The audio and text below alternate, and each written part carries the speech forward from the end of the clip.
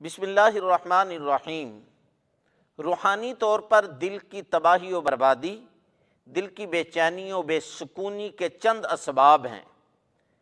سب سے بڑا سبب، بنیادی سبب دل کی بے چینی، بے سکونی، تباہی و بربادی کا، وہ ہے گناہ اور اللہ تعالیٰ کی نافرمانی۔ اس کی وجہ سے دل کا سکون برباد ہو جاتا ہے، دل ویران ہو جاتا ہے۔ جیسا کہ سورہ مطففین کے اندر اللہ تعالیٰ نے دل کے گند کا ذکر کرتے ہوئے، دل کے زنگ کا ذکر کرتے ہوئے بیان فرمایا، کلا بران علی قلوبہم ما کانوا یکسبون۔ ان کے دلوں کو زنگ جو چڑھا ہے، دل جو تباہ و برباد ہو گئے ہیں، دل جو بے چین ہو گئے ہیں، دل جو گندے ہو گئے ہیں، یہ ان گناہوں کی وجہ سے ہے، یہ جو کرتے ہیں۔ اور دوسری چیز جو دل کی تباہی و بربادی، بے سکونی، بے چینی کا ذریعہ بنتی ہے، وہ ہے اللہ تعالیٰ کی کتاب قرآن مجید کا چھوڑنا۔ تیسری چیز جس کی وجہ سے دل تباہی و بربادی کا شکار ہو جاتا ہے، وہ ہے دنیا کا لالچ، طمع، حرص۔ کیونکہ بخاری شریف کی روایت ہے، آقا دو جہاں صلی اللہ علیہ وسلم نے فرمایا، ایمان اور لالچ، طمع، ایک دل کے اندر یہ دونوں چیزیں اکٹھی نہیں ہو سکتی۔ اگر لالچ ہوگا تو ایمان نہیں ہوگا، اور اگر ایمان ہوگا تو لالچ نہیں ہوگا۔ تو طمع اور لالچ یہ دل کو برباد کر کے رکھ دیتا ہے۔ اور چوتھی چیز جس کی وجہ سے دل کی دنیا ویران ہو جاتی ہے، وہ ہے زیادہ ہنسنا، کہہ کے لگا کر ہنسنا۔ کیونکہ حدیث شریف کے اندر آتا ہے، آقا دو جہاں صلی اللہ علیہ وسلم نے فرمایا کہ زیادہ ہنسنا دلوں کو مردہ کر دیتا ہے۔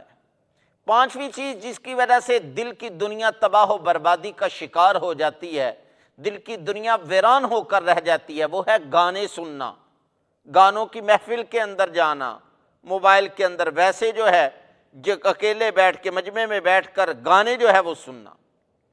چھٹی چیز جس کی وجہ سے دل کی دنیا ویران ہو جاتی ہے، وہ ہے برے دوست، بری مجالس۔ اور ساتویں چیز جس کی وجہ سے دل تباہی و بربادی کا شکار ہو جاتا ہے، وہ ہے زیادہ کھانا اور زیادہ سونا، کھانے کی فکر میں لگے رہنا، یہ کھا لوں، یہ کھا لوں، یہ کھا لوں، یہ کھا لوں، یہ کھا لوں۔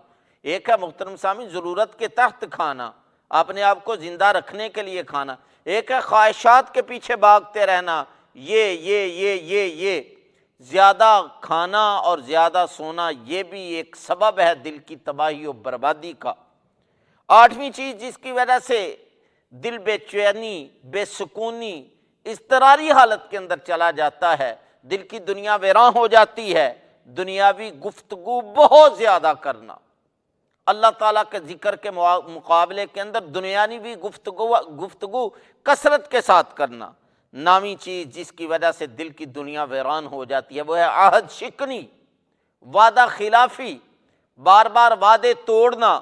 اس سے دل جو ہے وہ بے سکونی کے اندر مبتلا ہو جاتا ہے۔ اور دسویں چیز جس کی وجہ سے دل کی دنیا ویران ہو جاتی ہے، وہ ہے اپنی بات پر اکڑنا اور لڑائی جھگڑے پر آ جانا۔ آپ بے شک حق پر ہوں، لیکن اکڑے نہیں، لڑائی جھگڑے تک نہ جائیں۔ 11ویں چیز جس کی وجہ سے دل کی دنیا ویران ہو جاتی ہے، وہ ہے دین کے اندر نئی نئی چیزیں گڑھنا، نئی نئی باتیں گڑھنا۔ اس سے بھی دل کا سکون جو ہے وہ برباد ہو جاتا ہے۔ یہ چند اسباب تھے محترم سامعین جن کی وجہ سے ہمارے دلوں کی دنیا ویران ہو جاتی ہے، روحانی طور پر ہمارے دل تباہی و بربادی کا شکار ہو جاتے ہیں۔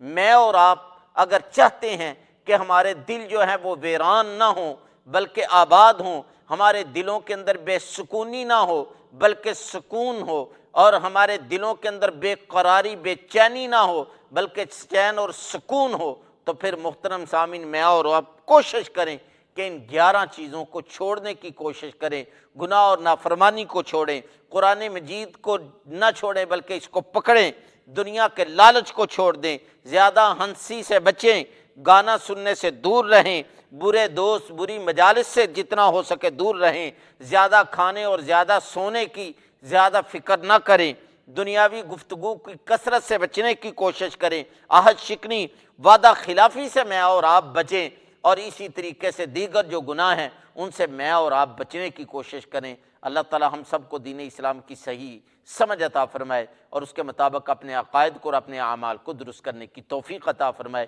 وآخر دعوانا ان الحمد للہ رب العالمین۔